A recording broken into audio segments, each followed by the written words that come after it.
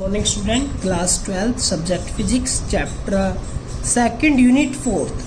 Topic हमारे पास है root mean square, यानी कि RMS वैल्यू से भी इसको शॉर्टकट के अंदर हम लिख सकते हैं और इसको हम वर्चुअल वैल्यू भी बोल देते हैं। किसकी निकाल रहे हैं? अल्टरनेटिंग करंट की। यानी कि इफेक्टिव वैल्यू, वर्चुअल वैल्यू या फिर RMS वैल्यू बोल दिया जाता है तो उसका मतलब एक ही होता है और वो ये टॉपिक के अंदर हम पढ़ेंगे क्या होती है। The RMS value of AC is defined as the steady current which would generate the same amount of heat in giving resistance in a given time as it done by the AC when passed through the same resistance for same time। यानी कि अगर हम किसी भी एक resistance के अंदर से किसी एक गिवन टाइम यानी कि कांस्टेंट टाइम के अंदर से अगर AC करंट को पास करते हैं तो जितनी उसके अंदर हीट प्रोड्यूस्ड होगी उतनी ही सेम अमाउंट, अगर उसी रेजिस्टेंस में उसी सेम टाइम के अंदर अगर हम कोई एक स्टडी वैल्यू या फिर कांस्टेंट करंट पास करें तो वो हीट प्रोड्यूस्ड हो तो वो क्या कहलाएगी? RMS वैल्यू और virtual value of alternating current. दोबारा से रिपीट कर रहा हूँ। मान लीजिए आपके पास एक रेजिस्टेंस है 5 ओम का और 5 सेकंड के अंदर या फिर 5 मिनट तक हम उसके अंदर करंट फ्लो करवा रहे हैं AC। तो जब 5 मिनट तक उसके अंदर से करंट फ्लो करवाएंगे तो जो हीट प्रोड्यूस्ड होगी, जो उसने 5 मिनट के अंदर हीट प्रोड्यूस्ड की है, अल्टरनेटिंग करंट यानी कि जो टाइम के साथ वेरी कर रहा है, उसकी वजह से अगर वही सेम अमाउंट हीट उस 5 ओम के अंदर से और 5 मिनट के अंदर ही अगर हम एक कांस्टेंट करंट की वैल्यू के साथ फ्लो करवाएं यानी कि स्टडी वैल्यू के साथ फ्लो करवाएं तो वो सेम अमाउंट हीट प्रोड्यूस्ड हो तो वो क्या कहलाएगी? RMS value. इसको हम रिप्रेजेंट करते हैं IRMS से, I इफेक्टिव और I वर्चुअल से। हम मानते हैं कि हमारे पास एक रेजिस्टेंस R है जिसके अंदर स्मॉल टाइम dt के अंदर जो हीट प्रोड्यूस्ड हो रही है वो किसके इक्वल होगी? DH that is equals to I square R into dt। I की जगह पर हम क्या लिख सकते हैं? I that is equals to I not sine omega T की इक्वेशन लेकर चलेंगे। तो अगर हम टोटल एक साइकिल के अंदर जितनी हीट प्रोड्यूस्ड होगी वो देखना चाहेंगे तो किसके इक्वल होगी? इंटीग्रेशन कर देंगे तो इंटीग्रेशन इधर भी दोनों साइड इंटीग्रेशन होगा तो इधर क्या हो जाएगा? Integration of DH that is equals to integration I square R T। और यहाँ पर मैंने लिया फॉर ए कंप्लीट साइकिल, इसलिए लिमिट क्या हो जाएगी? 0 to T। I की जगह पर I not sine omega T value put की, देन हो गया H that is equals to integration 0 to T I not sine omega T का square into R into dt। इस स्क्वायर को खोलेंगे तो I नॉट का square sine square omega T into R into dt। I not का square और R हमारे पास constant है जिसका टाइम की वजह से कोई इफेक्ट नहीं पड़ रहा है, हम इसको क्या कर लेंगे? बाहर ले लेंगे। Integration 0 to T sine square omega T into dt। अब देखो sign square omega T into dt का आप डायरेक्ट इंटीग्रेशन नहीं कर सकते, इसलिए आपको इसको चेंज करना पड़ेगा। साइन स्क्वायर ओमेगा T को आप क्या लिख सकते हो? 1 माइनस में कोस 2 ओमेगा T बाई 2। ठीक है, ट्रिग्नोमेट्री का यूज करके हमने ये लिखा है 1 माइनस में cos 2 omega by 2 that is equals into dt that is equals to DH और आगे बार कांस्टेंट चल रहा है I नॉट का स्क्वायर R।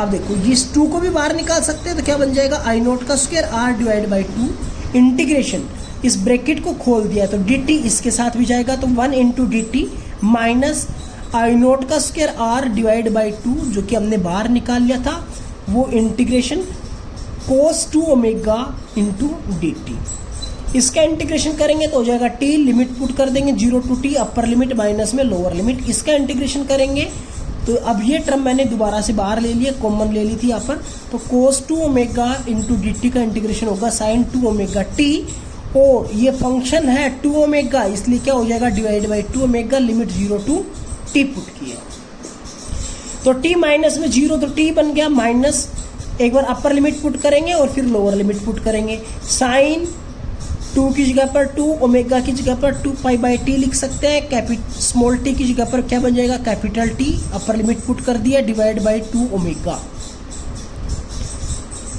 ठीक है, देखो अब यहाँ पर T से T कैंसिल तो क्या बन गया? 2 इंटू 2 पाई 4 पाई और साइन 4 पाई की वैल्यू क्या होती है? दैट इज इक्वल्स टू 0 होती है और पीछे बन गया साइन 0 क्योंकि यहाँ पर T की जगह पर 0 पुट करेंगे तो 2 ओमेगा इंटू 0 तो क्या बन जाएगा हमारे पास 0। ठीक है,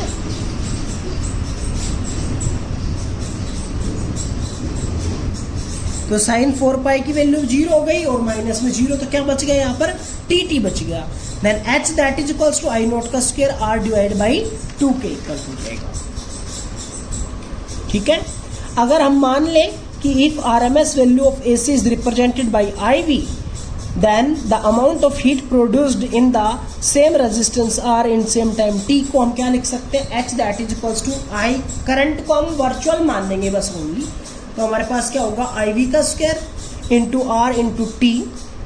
ये इक्वेशन सेकंड, फर्स्ट और सेकंड दोनों इक्वल है तो इसलिए हम दोनों की वैल्यू को रखेंगे, तो RT से RT कैंसिल हो जाएगा, तो क्या बन जाएगा IV का square that is equals to I not का स्क्वायर बाई 2 IV का स्क्वायर, दोनों साइड अंडर रूट कर देंगे तो इधर बच जाएगा IV that is equals to I not divide by √2 बचेगा, क्योंकि इसका पूरे का रूट किया है हमने, तो ये तो आई नॉट बाहर आ जाएगा, यहाँ पर √2 बच जाएगा, √2 की वैल्यू 1.414 यहाँ पर पुट करेंगे तो वैल्यू डिवाइड करने के बाद आ जाएगी 0.707 आई नॉट, यानी कि 70.7% of I not. Next topic हमारे पास है रूट मीन स्क्वायर वैल्यू और virtual value of alternating EMF।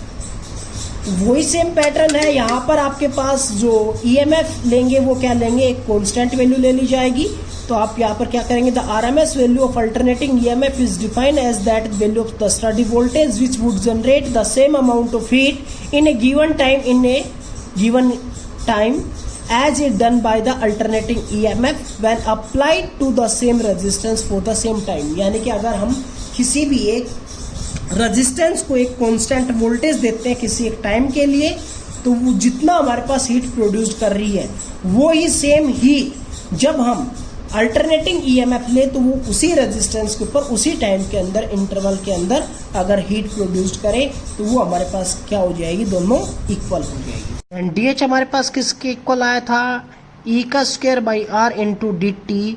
E की जगह पर क्या वैल्यू पुट कर सकते हैं, E not sine omega T, then DH that is equals to E not sine omega T divide by R, और इसका E not sine omega T का हमारे पास क्या होगा स्क्वायर, क्योंकि यहाँ पर क्या था E का स्क्वायर इंटू DT।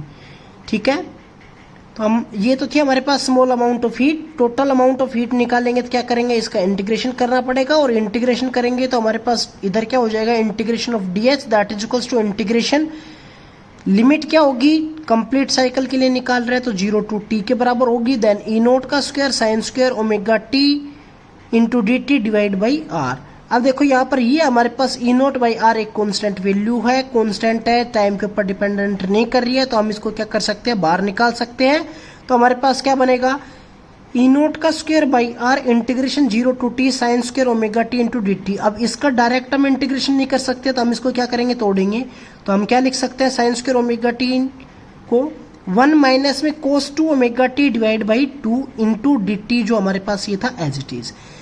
हम इस ब्रैकेट को खोल लेंगे और 2 को बाहर ले लेते हैं कॉमन, तो हमारे पास हो जाएगा E नोट का square by 2R bracket limit 0 to t 1 into DT minus cos 2 omega divide by 2 हमने बाहर निकाल लिया था इंटू DT। इसका इंटीग्रेशन करेंगे तो हमारे पास हो जाएगा t लिमिट 0 to t, और इसका इंटीग्रेशन करेंगे तो हमारे पास होगा sine 2 omega t divide by 2 omega.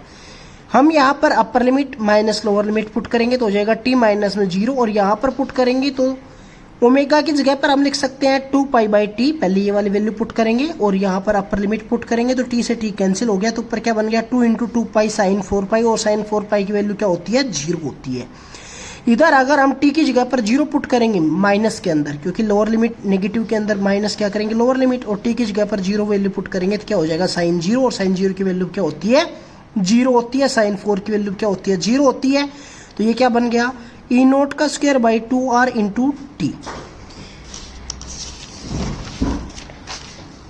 If RMS value of alternating EMF is represented by EV, then the amount of heat produced in the same resistance R in same time t that is equals to heat हमारे पास किसके इक्वल होगी, EV का square by R into T. हमारे पास ये second equation है, हम दोनों इक्वेशंस को इक्वल रखेंगे तो हमारे पास बनेगा EV का square by R into T that is equals to E note का square by 2R into T, T से टी कैंसिल, R से R कैंसिल, देन EV का square that is equals to E note का square by 2, दोनों side under root करेंगे तो EV that is equals to under root E note का square by 2 यहाँ पर हो जाएगा ई नोट और डिवाइड के अंदर बच जाएगा √2 1/√2 की वैल्यू पुट कर देंगे तो हमारे पास डिवाइड करने के बाद आएगी 0.707 ऑफ ई नोट। इसको परसेंट में लिखेंगे तो 70.7% ऑफ ई नोट के इक्वल होगा। Thank you.